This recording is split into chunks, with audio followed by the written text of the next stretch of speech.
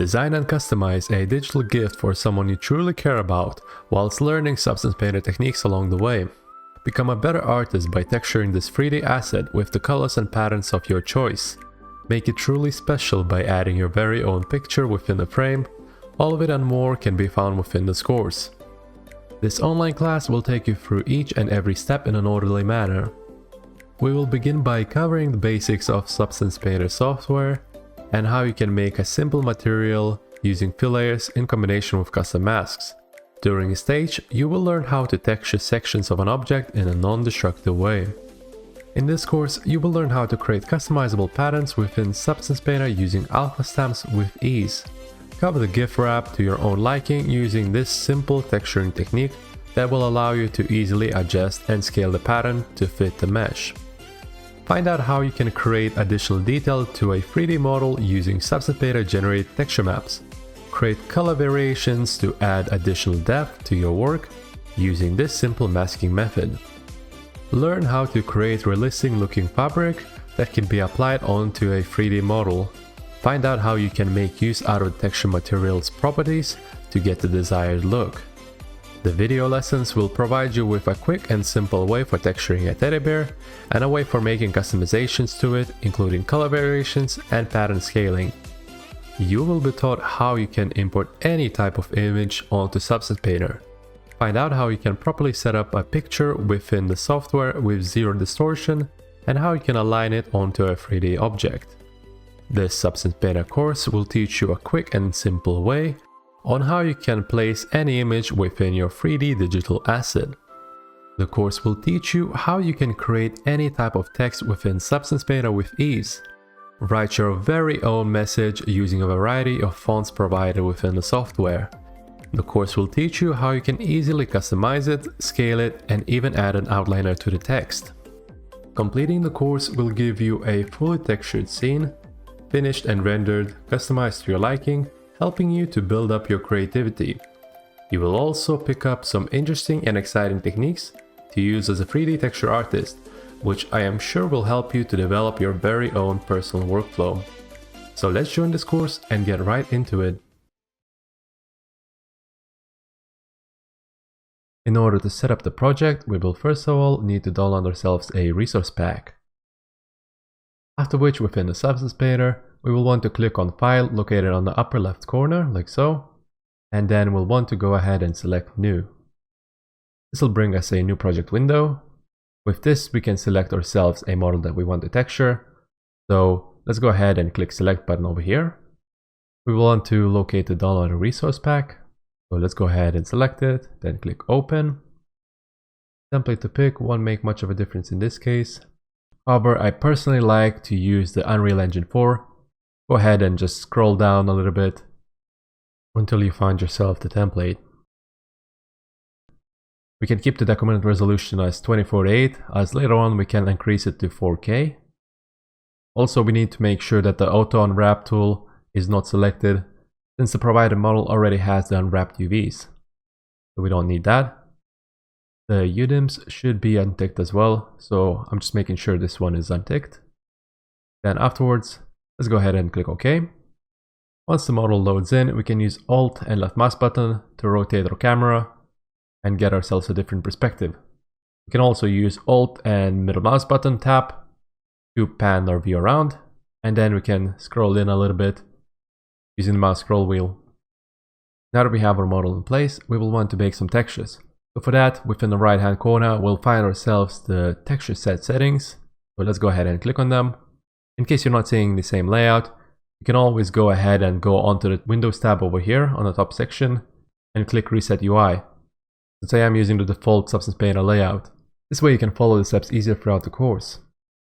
So once again, I'm going to go on to Texture Set Settings. And we'll want to scroll down a little bit until we find the Bake Mesh Maps button. And let's go ahead and click on it. Then we'll get ourselves a window for baking.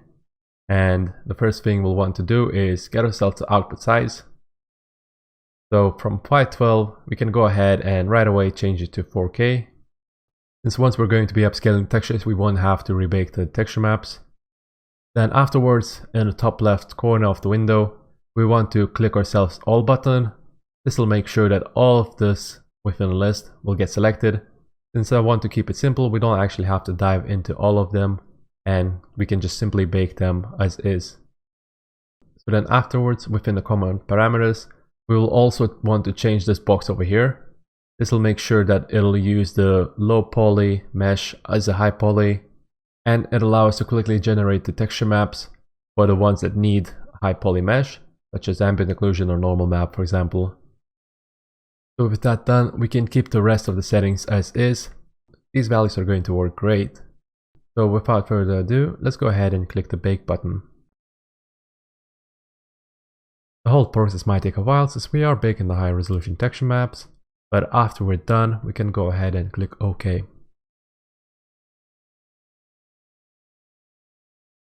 To start off our texturing process, we're going to begin with the gift that's at the back of a scene. And for that, we'll want to go into layers that's located on the right side. So let's go ahead and click on it. Now the layer that's left for us by default is not really useful for us, and there's no real information for texture currently. So we can go ahead and delete it. So let's go ahead and select it and click delete. Then afterwards, in order to keep ourselves more organized, we are going to be making use out of the folder functionality. So let's go ahead and click on it. Now since we are texturing the present as our first item, we can go ahead and rename our folder right away. So for that, all we need to do is double click on the text, then delete the text itself and rename it as present, like so. After which, if we were to go ahead and add a fill layer that will allow us to texture our object. So if we go ahead and create a fill layer like so, let's go ahead and move this layer into the folder that we created beforehand, like so. And after which, we're going to be using it to color the ribbon. So let's go ahead and double tap on it and rename it as ribbon, like so. Now after we're done sorting it out, we can use the properties fill tab to change some settings. And the first setting that I'd like us to change is going to be the base color itself. This will allow us to adjust the color of the material. So right away, if we were to change it to red, for example, you'll notice that the red is being applied to the entire object, which we're going to fix it in a second. But for now, let's go ahead and pick the right color. And the type of color I'm going to pick is highly saturated red, like so, just to make this ribbon pop out a little bit more. Also, just a quick tip, if you are not seeing the colors properly, when it's saturated, it's quite hard to see the hue values. If you go ahead and turn off the dynamic button over here, it'll change back the hue variation bar without it being affected by the saturation, which in turn allows us to see the colors easier. Which I sometimes find it more useful since I can see the colors right away. So if I were to go ahead and change this hue, I can have a different type of color. But again, since I want it to be red, I'm going to go ahead and drag it all the way down and then increase the saturation as well as make it somewhat brighter. Once we're done picking a color, we can go ahead and tap out of it like so, just by tapping anywhere else outside of the selection box. And now going back to the issue of the fill layer, filling in the color for the entire object, what we'll want to do is we'll want to add a mask for it. So if you click the button on the top with this layer selected, if you go ahead and click add mask like so, we'll get a couple of options to pick from. So if we were to go ahead and click add black mask, suddenly all of our color information disappears from our object, and that is because black represents the 0 value, which would mean that this red color is not being applied at all.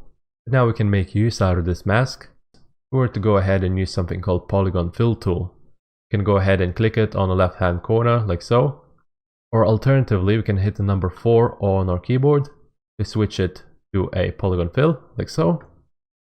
Then afterwards, what I want to do is I want to use one of the polygon fill options. The fill mode that we'll want to use this time is going to be mesh fill. The way this mesh tool works is it'll cover an entire separate object with a mask, and it'll be separated only if the vertices are not connected. So for example, this picture over here and this present over here are not connected by vertices. So if I were to click on it, it would naturally fill in this entire object. I'm going to click Ctrl Z to go back to redo my step. With these ribbons, although they're touching the main section of the present, they're not actually connected by the vertices itself, and therefore they are treated as separate mesh. So if we were to go ahead and click on one, you'll notice that it straight away mask this entire loop like so. Now we just have to do it with the rest of the ribbons. So let's go ahead and select the one on the side, the one on the top, and the main ribbon on the top like so. So all I'm doing is just clicking each one of them individually like so. And again, if you are misclicking it, you can click Ctrl Z to undo it. Go out of the polygon fill tool so we wouldn't have to see the wireframe as well. We can go ahead and go back onto our default paint tool, which we can do so by clicking on the upper left corner over here, or alternatively we can just click 1 to go back onto it like so. Now we're going to move on to texturing the base wrap itself, and for it I'm thinking of making a pattern that'll cover the section. So in order for us to do that, we're going to be using multiple layers to overlay one on top of each other. And because of it, what will help us is if we make another folder, just so we could mask this area with ease. And so with the ribbon selected, let's go ahead and click Add New Folder, which will create a folder right above the ribbon and inside of the folder itself. So we're going to have a folder within a folder. Now we can go ahead and rename the folder straight away. Let's rename it as a present wrap. Now let's go ahead and add a fill layer and drag that fill layer into our present wrap folder. With that, we can change the base color right away. So the type of base color I'd like to use is going to be a cyan color. So this type of color I reckon looks quite nicely, so I'm going to leave it as is. So I'm just going to tap out of it. And yet again, we need to fix the entire fill layer since it's covering all of the objects. So let's go ahead and add a mask for it, but instead of adding it to the fill layer, we're going to be adding it to the folder. So let's go ahead and select the present wrap folder and click Add Mask, Add Black Mask. Now we can go on to our polygon fill tool by clicking number 4, selecting the mesh fill tool like so. And let's go ahead and click on the base, like so. And after which, we might as well rename this fill layer. So let's go ahead and double tap on it. And let's rename it as a base wrap. Now, since we are having a mask on top of the folder instead of the fill layer, we're able to add a new fill layer within this folder like so. So while we have a base wrap layer selected, we can create a new one just above it like so. And the mask is going to be applied within everything that the folder contains, which includes the base wrap as well as this new fill layer. So now using this, we're going to be able to make a pattern. So for that, with the fill layer selected, we're going to go ahead and add a mask, add black mask like we did previously. This time, however, we'll need to add an effect to it. So let's go ahead and click on the icon right next to it. Go ahead and add a fill layer like so. This will apply the fill layer directly onto the mask. And now with it, we can go ahead and select the grayscale button over here. Then we can use it to add an alpha. However, I find that this window isn't really good on finding the right patterns since it is quite small. So instead, what we can use is the shelf itself. We can use this section over here. If we were to go ahead and click on alphas located within the shelf itself, like so, we're going to be able to see all the alpha materials provided by default within the Substance Painter. So with that, we're going to be able to find a bunch of different symbols to use or patterns. This time we can just pick anything as a placement, since we're going to be able to come back to it and change it after we're done setting it up. So for now, I'm going to use the default Substance Painter logo, so this one over here. If we were to go ahead and click and hold, then drag it onto our grayscale button over here on the right side, we're able to apply it onto our fill tool. In order to apply the pattern, we could just simply increase the scale and be done with it. So if we were to go ahead and drag this, we could right away increase the scale like so. However, if we do it this way, I find it that the pattern is being applied too close to one another, since alpha detail is not leaving any spacing in between them. So they're quite clustered together. So what we're going to do instead is, if we were to scale the scale back to 1, I'd like us to do it in a different way that will get us better control over the spacing. So for now, if we were to change the UV wrap from repeat to none, this will make sure that once we are changing the scale, it is not going to give us any repeats on alpha. Then afterwards, instead of using the fill, if we were to go ahead and click add effect, then click add filter, we're going to be able to find within the properties tab something called triplanar projection, and then find this one over here. After we're done, what this will do is it'll basically, instead of putting the textures on the UV coordinates themselves, it'll basically project alpha from all the different directions, and so we can make use out of it in an interesting manner. Right now, if we were to change the texture tiling right away, what you'll notice is it'll basically add up the tiling similarly that we had previously with the fill. So right now, if we were to change the tiling to something 12, we'll get this sort of a result. Now we also need to adjust it slightly, just a little bit to increase it, so we wouldn't get cut off like that. Let's go ahead and increase it just a little bit more. Let's keep it to a value of 12.5, like so. And now with blending contrast, if we get a little bit closer, we'll notice that the projection is trying to blend in the alpha. And since we wanted to make it look more like a wrap, we're going to increase the contrast first.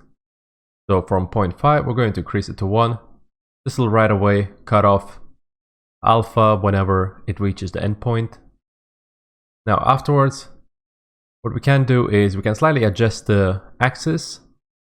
So if we were to go to axis Y, for example, we're going to be able to offset it slightly, like so. We can keep this as 0.01. This will slightly adjust the pattern from the front and the back of the projection and offset the location of the detail. Let's go ahead and open up the axis Z tab, like so. And then since we cannot go lower than 0, I'm gonna have to go a little bit higher until it reaches this point over here, to ensure that the alpha pattern is not being cut off in the corner. And a value of 0.06 seemed to work quite well.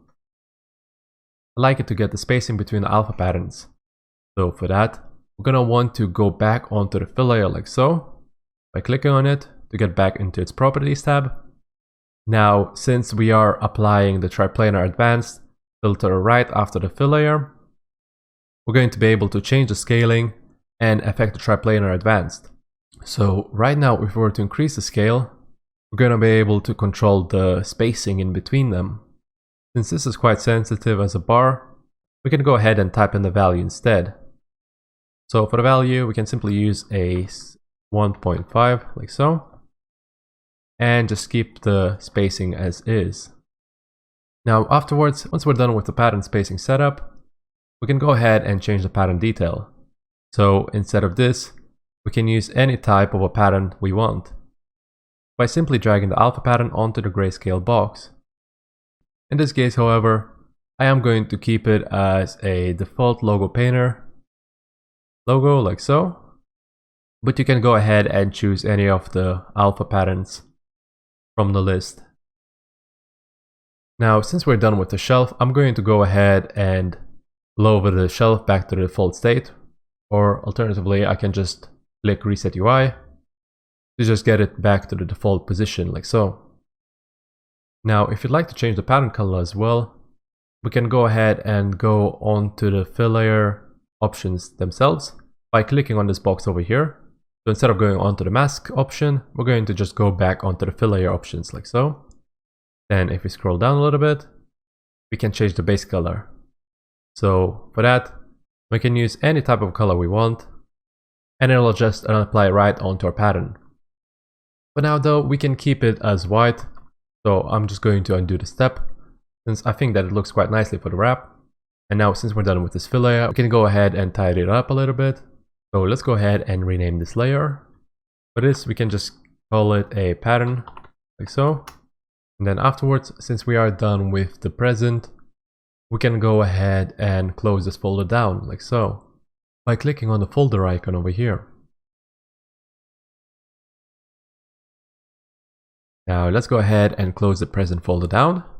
And in order for us to create a new layer, we'll want to select the folder first. This will ensure that the layer that we select will be created right above our selection. So now that we create a fill layer, it'll be created outside of the folder itself. Now with that, we're going to be able to texture the flower on top of our gift. So first things first, let's go ahead and change the base color to red. I'm going to go with a darkish red that's highly saturated, since I think it'll look quite nicely for our flower. Now right away, what we can do is we can create a folder for it. So let's go ahead and click add folder and then drag and drop our fill layer into the folder like so. And right away we can double click on it and rename this folder as a rose. With this folder, we're going to make use out of it and mask the entire flower itself. So let's go ahead and add a mask, add black mask. And now let's click 4 to go into our polyfill tool. And for the fill mode, we're going to use the mesh fill. Let's make sure that the color is set to 1 and set to white. And now we can go ahead and click all the pieces within the flower. Since we have a fill layer that's red, it is going to be really easy for us to make an entire selection for the flower. We also want to select the leaves as well, although we're going to be changing the color for it. Now we'll want to go back onto our fill layer like so. Click add mask, add black mask. This time we're going to be making use out of the mask in order to cover the rose petals only. So let's go ahead and make a selection like so. All I'm doing is just tapping each of the pieces individually and making sure that the entire section is covered in the front. Now let's go ahead and click 1 to go out of the polyfill tool. And so we can remove the wireframe and check how it looks without it. Let's rename this layer, double click on it, and call it Rose Petals Base, like so. Now for our next step, we'll want to add some shading for it, just to get some color variation within the petals. So for that, we're gonna make a fill layer. This time for our color, we're going to add a pinkish color like so. And with this, what we're going to be able to do is, right now if we add a mask, add black mask, we want to make sure that it shades partially the petals on the front. We're going to use a mask generator. So let's go ahead and click on add effects and click add generator. And with the generator selected, we're going to search for 3D linear. So this one over here, 3D linear gradient, let's go ahead and select it. And what this generator would allow us to do is, it allows us to mask an object based on the position of our mesh. But first of all, we'll have to tell the position of this rose. We'll want to use the 3D position start and 3D position end. And in order for us to use that, we'll want to change the mask view. So let's go ahead and click on the material on the top right corner, like so. And drag down a little bit until we find ourselves a position mask. So let's go ahead and click on it. And what this mask is going to tell us is the position of an object based on the coloring which we baked using the texture bakes previously. So with these colors we can tell the direction of an object only using the color variation. So for the 3D position start, we'll want to click on this box over here, then use the palette. Let's go ahead and click and hold, and we'll want to select the top section of our flower. So this area over here, like so. Let's go ahead and click on it. I'm going to click on the middle section on the top. So this piece over here. We need to make sure we select the highest position possible. And afterwards, we'll want for the 3D position end, we'll want to select the end section of our flower. And although we're not going to be using this fill layer to texture the end section of our flower, it's best to select the end piece.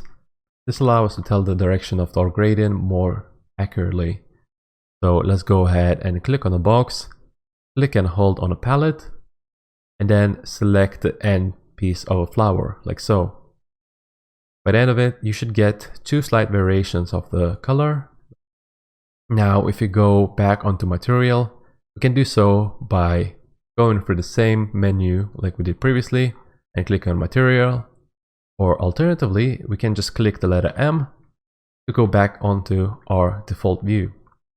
So now with this selected, we will first of all have to invert our mask, since as you can see, the pink is being applied onto the end section of our stem, and instead we want to be starting at this point over here.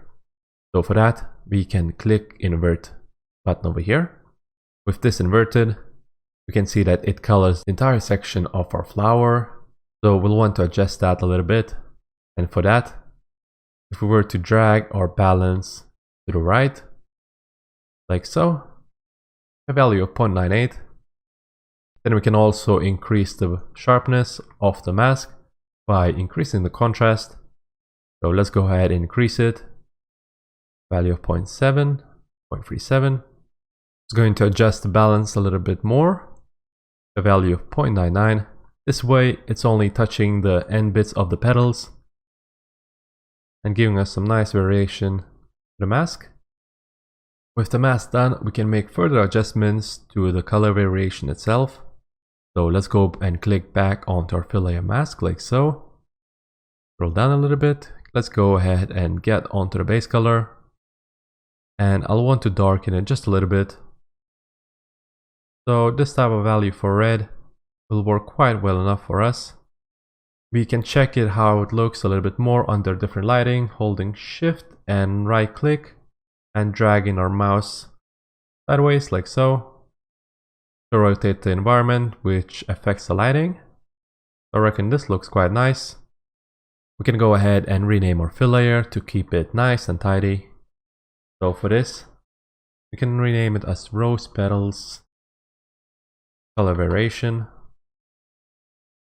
like this. Once we're done with the layer, we can move on to the stem section of our rose. So for that, let's go ahead and create a basic fill layer with a color value of green. So this type of green value will work quite well for us. Let's go ahead and add a mask for it to make sure that only the stem is selected. Let's click add black mask. Let's click 4 to go onto our polygon fill. And with the object mesh fill selected, let's simply click on the stem as well as the leaves that are attached next to it. Like so. Now let's click 1 and check how it looks. Now, although this looks quite alright, I reckon we could add some color variation just to give the shape a little bit more depth to it. We'll want to create another fill layer, but before that, let's go ahead and rename this existing fill layer. So let's double tap on the name and let's call it a stem. Let's call it a stem base and leave it as is. After which, let's click add fill layer. Then right away after we create the fill layer, we can now go ahead and add a mask to it. Let's add a black mask. This time we're going to use yet another generated mask. So let's go ahead and click add effect and let's add generator to it. The type of generator that we're going to use is going to be ambient occlusion. So if we search for ambient, we're going to find ourselves ambient occlusion mask. Let's go ahead and click on it. Now what this mask will do is it'll make use out of the ambient occlusion mask that we baked previously in order to help us give us additional detail for coloring. Now that we have it on, if we were to drag the global balance down a little bit, we're going to be able to see that it changes the way the mask blends in with an object. Currently, we want to change it to something around the value of 0.31 to give this sort of a result. Now we'll also want to add yet another masking effect in order to exclude the mask from being applied onto the petals. So for that, we can use add effect and add paint on it. Now with the paint layer on top above the ambient occlusion effect, we can click the number 4 to go into polygon fill, and then with the mesh fill selected and the color set to black, which we can do so by inverting it to black by clicking on this button over here. We can now go ahead and select all the petals to remove the entire mask, like so. Let's make sure that we select every single piece. And now we can click 1 to have a quick look if we selected everything. Once we're done with the selection, we can go back onto our layer edit by clicking on the square over here. Let's go ahead and adjust the color variation for this piece. So let's click on the base color, turn off dynamic so we could see the variation, and let's change it to a lighter shade of green. So just a little bit lighter of a shade for green will do the trick. Now this will give us a little bit more color information to the stem of our flower. And since we're done, we can go ahead and rename the fill layer. Let's rename it to stem color variation. And we're done with the rose now. If we feel like it, we can always come back to the color variations. So for example, if we want to change the color for the rose petals, we can do so by clicking on these icons over here. So for example, if we were to change the base to something purple, then we also need to change the color variation for it to match it. So for example, if we wanted something of a purple rose, we can always get ourselves one just like that. But personally, I prefer the default red value. So I'll just click Ctrl Z to undo my steps and keep it as is.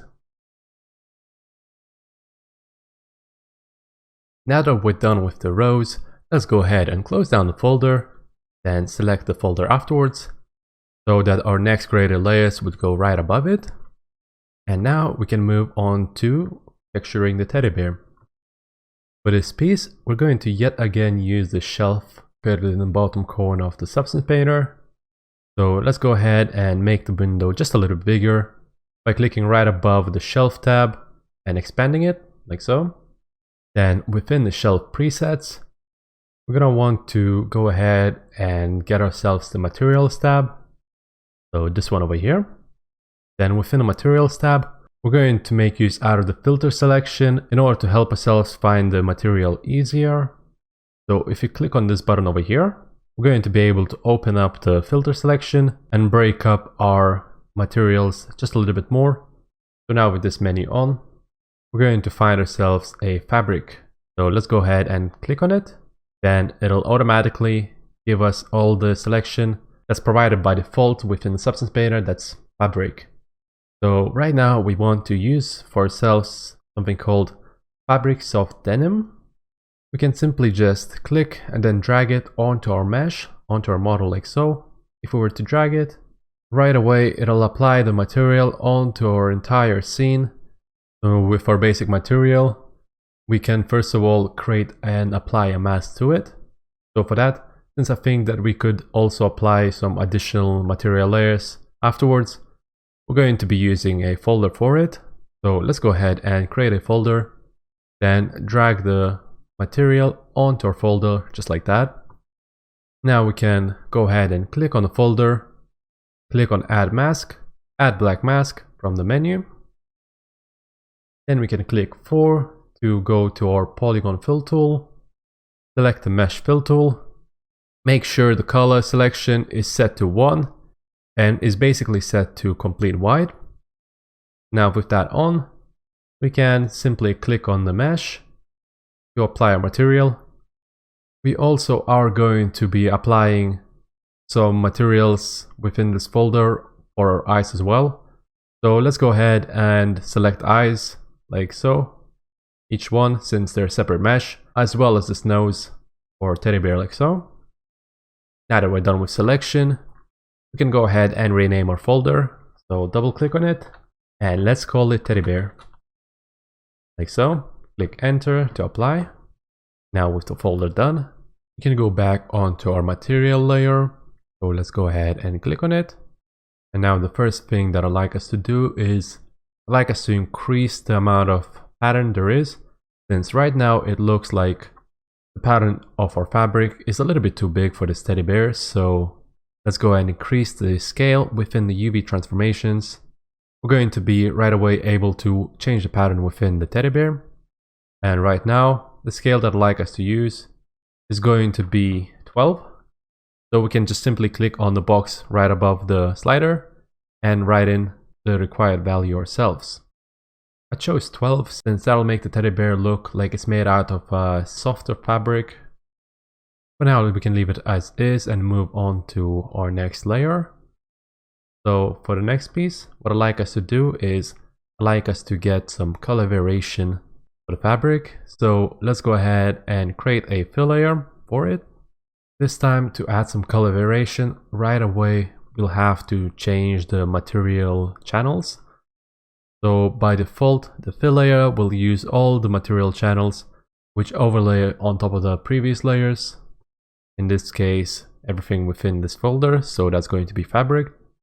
And we don't really want that with some channels. So for example, the roughness value is going to affect the reflection of our material. So we're going to be turning that off. And basically for now, what we'll want to do is hold Alt and then click or left mouse button on the color channel like so. This will remove every material information except for the color within our fill layer. So with that on, we're going to be able to make some adjustments. But before that, to make a proper color variation, I'd also like us to change the way this layer is being blended in with the fabric. Naturally, we could adjust the base color and change it the way we did with the rose. However, this time, if you have a look at the fabric, it does have a simple of a base color and has multiple variations within it. So we'll want to keep some of that color information within this. And so if we click on this button over here, we're going to be able to open up the window with a variety of selections. But for now, we only want to use the color blending mode. So if we go ahead and select it, right away, you'll notice that it gives back our color variation. But since it is just set to white, it'll make the teddy bear look as if it's desaturated. So naturally, we'll want to change that. So let's go ahead and change the base color. We're going to change it to this type of a lowly saturated orange color. So we get a result similar to this one over here. With this color, we're going to be able to get some nice variation within our teddy bear. So right now we'll need to tell where this color is being applied to. So let's go ahead and add a black mask. And for now, for starters, we're gonna want to use the UV chunk fill with a polygon fill tool, which again can be opened with a number 4 hotkey on our keyboard. With this, we're going to be able to select the pieces that are split off from the UVs, which I created beforehand so that we'd be able to select the bottoms of the limbs. So right now, if we were to click on this one over here, it'll select this isolated UV chunk within our UV space. It's quite nice. So we can go ahead and just simply click on the bottom of each and every limb, like so. Now additionally, I also split off some of the earpieces, so the inside of the ears as well, like so. Leaving off the UVs in those spaces would normally cause the seams to be more visible. However, in this case, this adds an additional aesthetic look, making it seem as if the teddy bear has been stitched together in those areas. So now additionally, we not only want to select it with UV chunks, but also if we go on to our paint tool with clicking one, you'll also want to apply it onto some of the areas separately. So right now, if we were to increase the brush of our size, which we can do so within the brush properties. So once we have the brush tool selected, we're going to be able to have the properties pane tab, and at the very top, we'll find ourselves size. So if we were to increase it, but something to consider beforehand, if we were to do it right away, you'll notice that there is some slight stuttering within the painting, the way that we're doing it. So to avoid that, we're going to want to decrease the spacing, since the spacing basically tells how often that the brush is being applied to onto our piece. So with the spacing set to 5, we'll be able to get ourselves a smoother brush strokes. So right now we'll just want to get ourselves a nice color for the belly, as well as we'll want to do the same for the front section of the face. So where the mouth is, around that area, if we position our brush with the center being right underneath the nose, the teddy bear, we can go ahead and click once and we'll get this sort of a result. Now let's rename our fill layer, double click on it and call it a fabric color variation.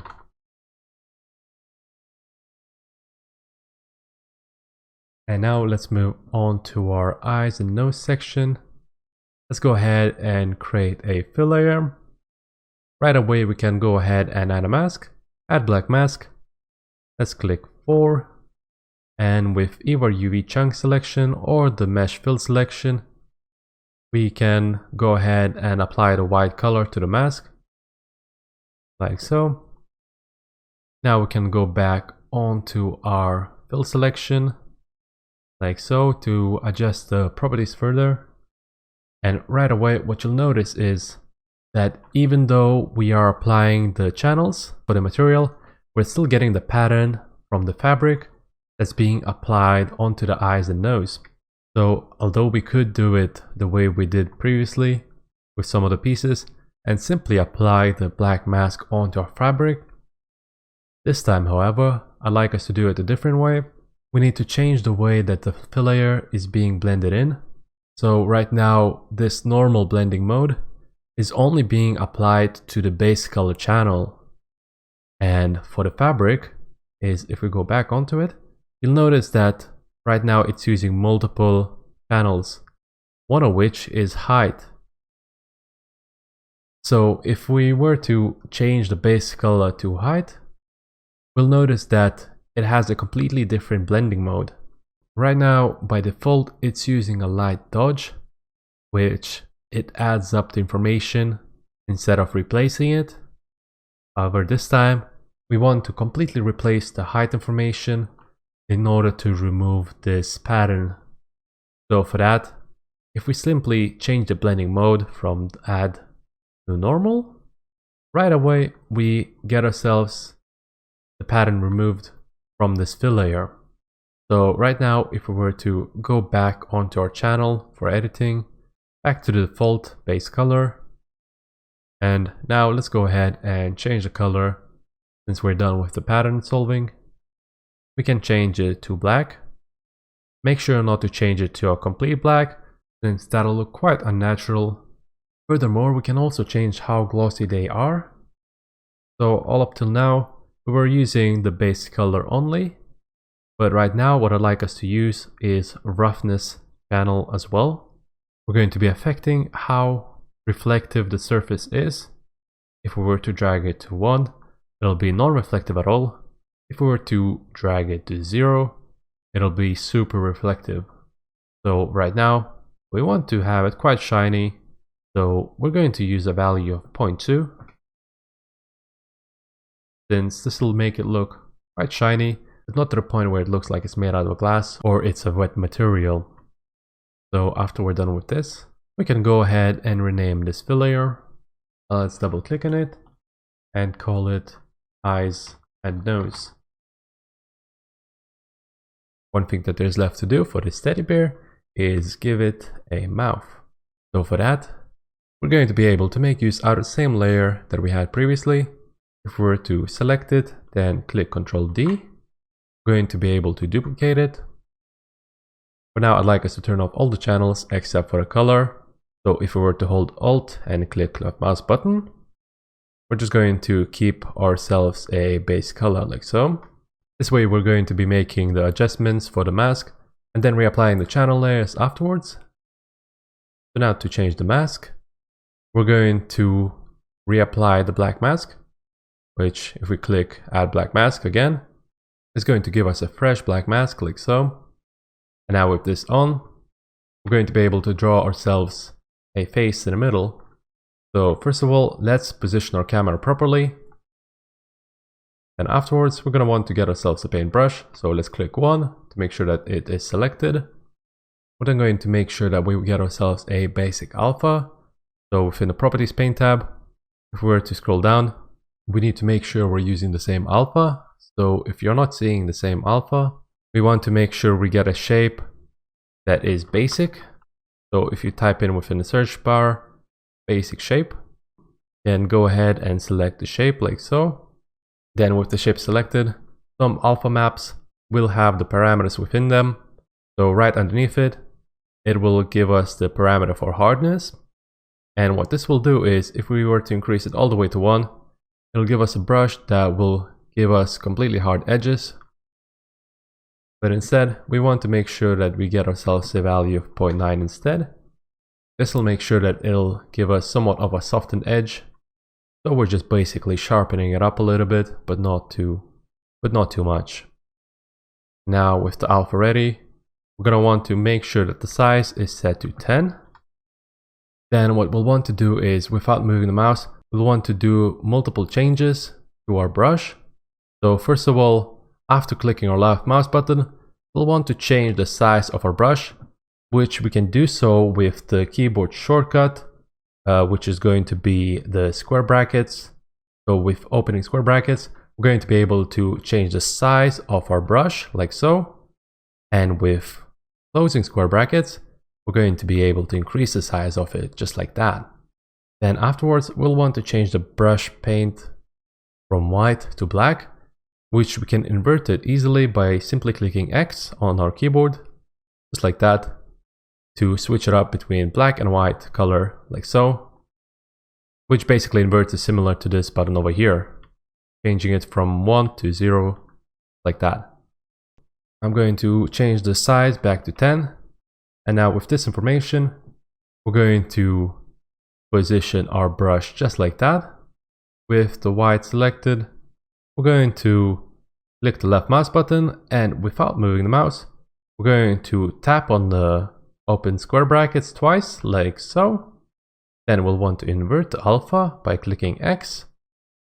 And we'll want to tap on our teddy bear again, just like that, which will give us a nice alpha ring like so.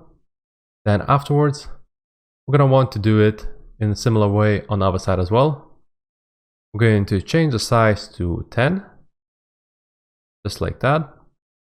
Let's position it so it'll be in a similar position on the other side as well.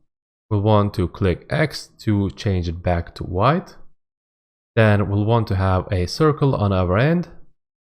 We want to position it just in a way so it'll be symmetrical to the other end. If you're not positioned the circle in the right way, you can always click Ctrl Z to undo your step. And then after we get it right as we want it, we're going to again click our left mouse button, double tap on the size, click X to invert the paint, and then tap again just like that.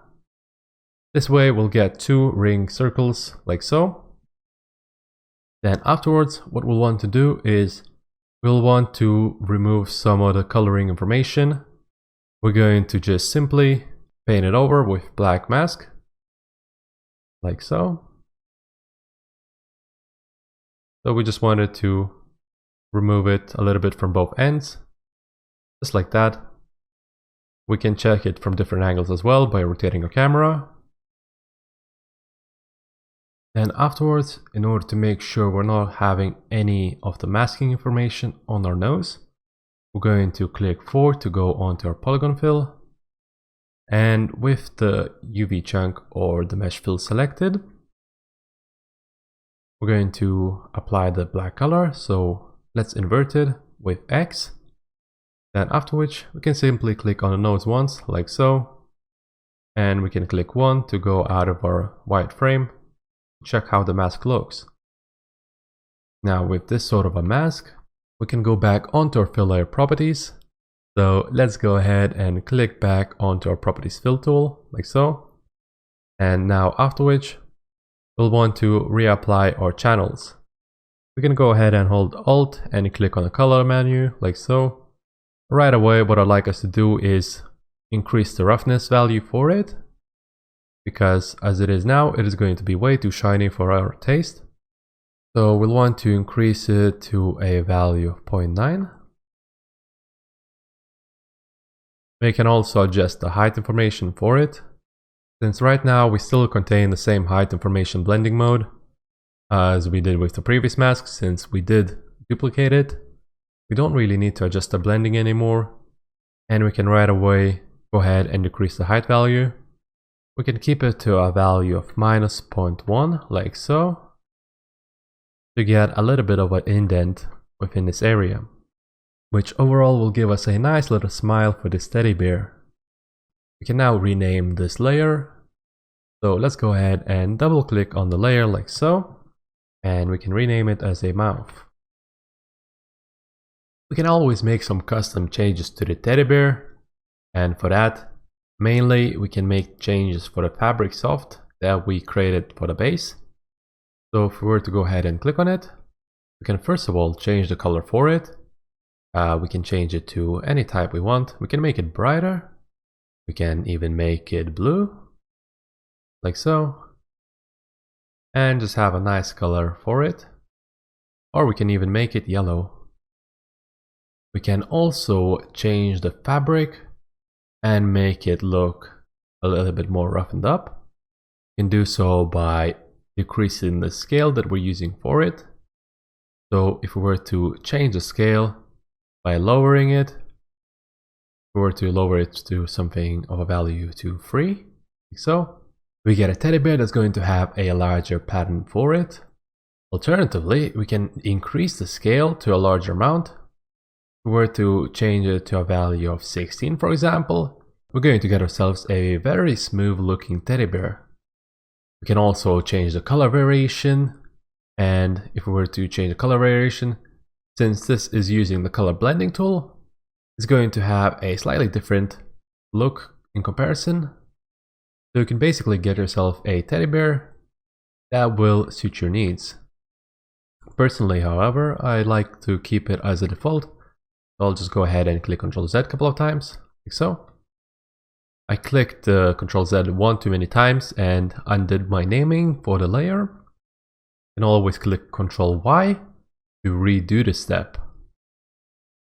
With this done, we can now go ahead and close down this folder like so, and then click on it to make sure our selection goes outside of the folder to make sure we're ready to go on to our final step.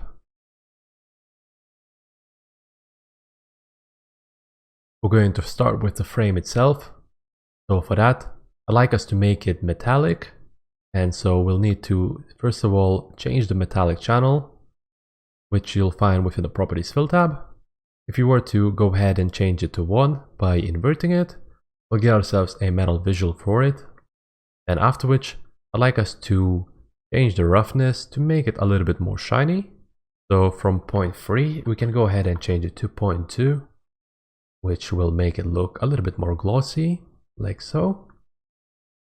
Then afterwards, for those of you who want to change the look of a frame in order to better fit your image, which we're going to do it in a short moment, we can make a quick change to make it look like a different type of metal. Although personally, I am going to keep it mine as silver. If you want to change it yours, make it look more like bronze, for example. So for that, we're gonna have to change the base color itself. If we were to click on a base color, we need to turn off the dynamics.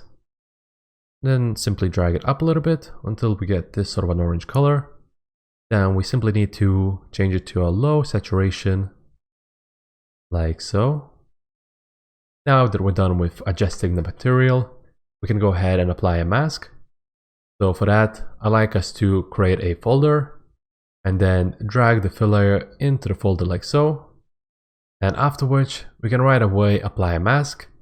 Click on the folder and click Add Mask, Add Black Mask, like so. Then we're going to click 4, and with the Mesh Fill tool selected and the color set to white, we're going to select this entire object like so. And also I'd like us to rotate it around it a little bit and select this piece. Even though this is not going to be visible within the render, I made it so the frame wouldn't be just floating around. So with the mask done, we can now go ahead and rename the folder. By double clicking on it, we can rename it as a framed picture. Then afterwards, we can also rename the fill layer itself. Let's double click on it and call it a frame. Now we don't really need to adjust the mask for the frame itself, since we're going to be applying layers on top of it, and this doesn't have much of an information for the height map or roughness values, so it's going to be easy to reapply another type of information on top of it. So now for our next step, we're going to be adding an image within the frame, and for that, let's go ahead and add a fill layer like so. Then let's go ahead and click add mask, add black mask. Let's click 4 to go into our fill tool, and using the UV chunk fill with the color set to white, we're going to click on the front square like so. So this is where the image is going to be located. Now we can go back onto the properties fill tool and get ourselves the image imported. Let's locate ourselves a folder with an image that we want to use. The photo that I'm going to use is going to be a free stock photo with the image. All we need to do is hold left click with the mouse and drag it onto our shelf like so, which will prompt up the import resources tab. And with this, we're going to be first of all needing to identify what type of information we're giving. So right now it's unidentified. We need to change it to texture. Then afterwards, to select how we want it to be imported, we want it to be imported onto our current session. And click import. Then right away, we're going to get ourselves the selection within the shelf with the imported image. We're going to be dragging and dropping it onto our base color like so, which will replace the color selection itself. And now what we need to do is, since the projection is being used as UV projection, we need to go ahead and make use out of it and relocate where the image is within the UV space. So for that, we can go ahead and click F1 to split up our screen. Then we can unzoom ourselves with the mouse wheel, and while holding Alt and middle mouse button, we can pan or view around within the UV space. The image is located throughout the entire UV space coordinates, and we only want it to be within the upper left corner, which will contain the UV coordinates for this section. So if we were to move this around, we can see that the image is being displayed like so. I'm gonna have to rescale it. By default, even if our image is not squared, since it is being applied as a texture, it is always going to have itself as a square ratio. So for status, if we were to scale it down by holding shift, so the ratio wouldn't be destroyed, we can notice that once we get it small enough, it is quite warped, and we'll need to fix that. First of all, actually, let's go ahead and turn off the UV wrap. So if we go within the properties fill tab, we can go ahead and change the UV wrap to none. This way we'll make sure that the image is not being looped and repeated within this area. Then afterwards, one way to change the ratio is by using one of these corners. If we were to click and hold our mouse button, we're going to be able to change the ratio the way we want it to. And this way we can manually eyeball it to get the ratio that we want. However, doing so, it's not going to give us the perfect result. So another way of doing it, make the proportions more accurate, we can make use out of some math calculations. By changing the value, you'll notice that these values within the scale UV transformations are changing as well. So right now we'll want to make use out of these values, but for that we'll want to round them up a little bit. So let's go ahead and set the scale on both ends to 1 like so. Then afterwards we're gonna have to go back onto the location with the image within it. Then we'll want to hover over it and see the dimensions, or alternatively you can right click and click Properties, then go to Details for the image, and within it, you'll notice that there is Dimensions tab. So with this, we're going to be able to find the exact ratio. In this case, it's going to be 1920 by 1301. So now that we have this information, we'll need to open up ourselves a calculator. And with the calculator, we're going to divide one value by the other. So if we were to simply divide the higher value by lower, which is going to be, in this case, 1920 divided by 1301, we're going to find ourselves an aspect ratio. I'm going to go ahead and round this up to a value of 1.48. So now that I know this value, all I need to do is go back onto Substance Painter and type this value in. Since one value is set to 1, the other one is going to be higher by 1.48. So all we need to do is type in a value in one of the boxes. If we were to type that in, we're going to get the exact aspect ratio of an image. With that done, we're now going to want to hold Shift and click and hold on the corner of the box to make sure that our ratio is not affected while we're scaling the image. Don't be afraid to make the image just a little bit bigger in order to fill in the entire section of the square. And once we're done, we're going to get ourselves this sort of a result. Now we can click F2 to go back onto the full view within our perspective view and check how the image looks. Depending on the lighting, the image might not be as reflective as we want, or if the lighting is facing directly, it might be a little bit too much. But for now, we should probably decrease the roughness just by a little bit, from a value of 0.3 to a value of 0.2. So we're basically changing it within the Properties Fill tab, a roughness value to a value of 0.2, in order to make the image look a little bit more smoother, and in that regard, a little bit more of a higher quality. We're going to want to rename the fill layer. So let's double click on it and rename it as a picture, like so.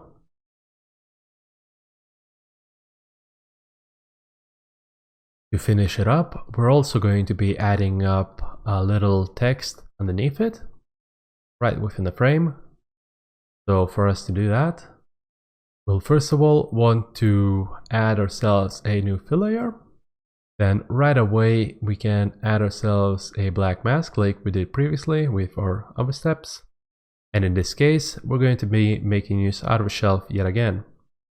This time, however, we'll want to go on top of the shelf and select all to start with. By selecting all, we're going to be able to see everything that the Substance Painter provides within its content. In the search bar, we can go ahead and search for font. Searching for it will give us all the Substance Painter customizable fonts that we can use, which we're then going to be able to customize it and write our own personal message. We're only interested in the font ones, but within these, we can go ahead and select the one that we like. So right now, I reckon we can use the font dancing script, which I think has a really nice font to it and will work quite well for most of the text within this scene. In order to make use of it, we will first of all need to add an effect for our mask. If we were to go ahead and click Add Effect and then Add Fill, afterwards we're going to be able to click and drag it onto the Properties Fill tab within the grayscale, like so, to apply the text. Text is being applied onto the UV projection, so we'll have to click F1 to go onto the UV scale, like so. And afterwards, we're going to want to go ahead and change the scale for this. So while holding Shift this time, we'll want to change it like so, in order to make sure that it's not being distorted. We will also want to turn off the UV unwrap, just so it wouldn't repeat itself as a text. And then we can rescale it within this upper left corner in order to fit within this area. So I'll just make it a little bit smaller and adjust the scaling like so. After we're done with adjusting the scale, we can adjust what the text itself says. So within the section over here, if we were to replace it, I'm going to replace this as congratulations. I'll also drag it up just a little bit higher. After we're done creating text, most fonts will have the ability to change the type for them as well. I will go ahead and change it from regular to bold, just to thicken up the letters a little bit. Then afterwards, once we're done changing the parameters, we can go back onto the fill tool parameters themselves, since we were only adjusting the parameters within the mask. So for that, we'll need to click on this box over here. And right away, I'd like to change the color.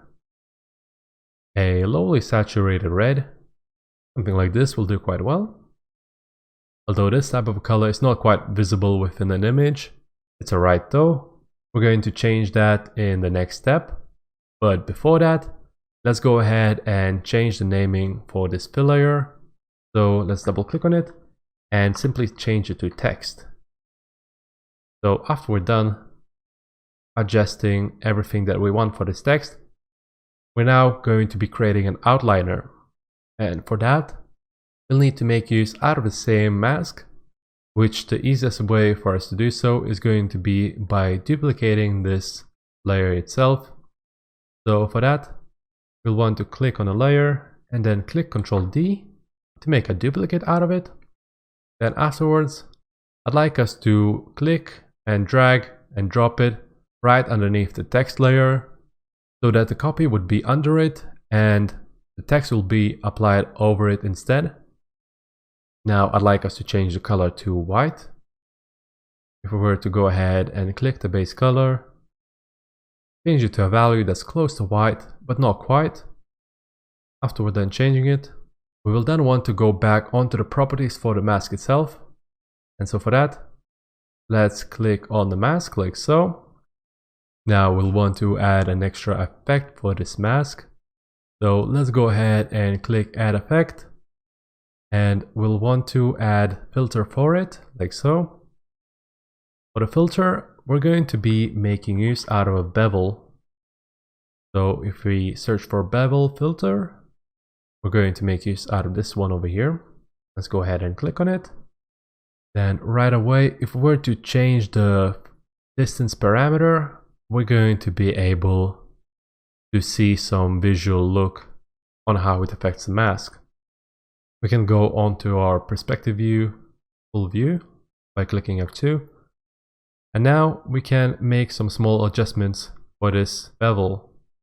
So by increasing it, we're able to make the way that spreads a little bit more. And that's pretty much it. Just want to make it a slight variation, let's say to a value of 0.025. Will give us a nice outliner. And we'll make the text pop out just a little bit more. It'll be quite visible for us. Now there's one thing that's left to do, and that is in order for us to present it as an image, we're going to want to render the scene within Substance Painter. So for that, we will first of all want to go ahead and position the camera to the angle that we like. Then afterwards, we'll want to change the lighting a little bit. So by holding Shift and dragging the right mouse button, we can change the light to be hitting it the way we want it to be. After we're done with the lighting and we have it the way we like, although we can make the adjustments within the rendering tab itself, I recommend you to do all the camera positioning and most of the lighting rotation within this texturing view, since it is faster and more efficient way of doing so. So I'll also zoom in just a little bit more, like so, to make sure that we get everything within the frame.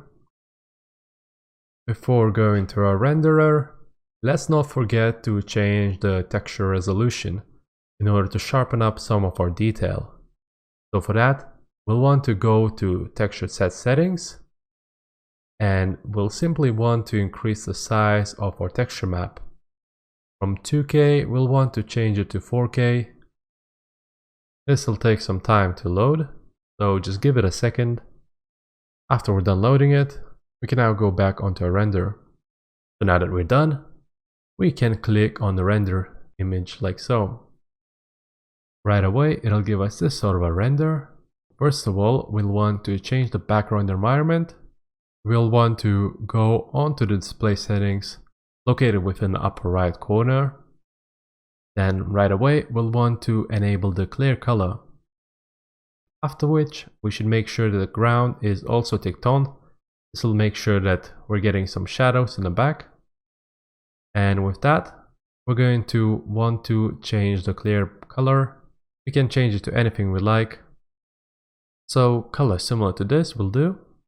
Then afterwards, we'll want to drag our mouse just a bit lower, all the way to active post effects. We'll want to enable the post effects. And I would only like us to use the vignette. So if we were to enable it, go to its settings. What this will do is it'll basically darken the corners within our image. This will give us a little bit more of a color variation for the background, which I reckon will look quite nice. So setting this to 0.3 is going to look quite nicely for us. And after which, you can go ahead and close down the display settings and set it up for it to be rendered. We'll need to increase the max samples. We can just drag it all the way up like so. And what will matter is the max time itself, since the way the renderer works is it'll stop rendering by either reaching the max iterations, which we already set to max, or by reaching the max time. So basically right now it's only going to be affected by time itself, and for that we can just set it up to a couple minutes. If we were to go ahead and change it from seconds to minutes, and then set it up as 3 minutes, the image will start rendering automatically. If you're not happy with the render quality because you're having some noise stuck within an image, we can always increase the render time. This time I changed it to 5 minutes just to decrease the amount of noise it has and give the image more clarity. Once we're done rendering it, we can go ahead and save the render by clicking on this button over here. And after which, we'll want to select our location for where we want to save our file. Once we're done that, we'll want to change the save type. So from PNG, we're going to be changing it to JPEG. We're doing this because otherwise, Substance Painter saves the render image with a mask that fills out the background, and PNG automatically uses that mask in order to make that said background transparent. So we don't really want to do that.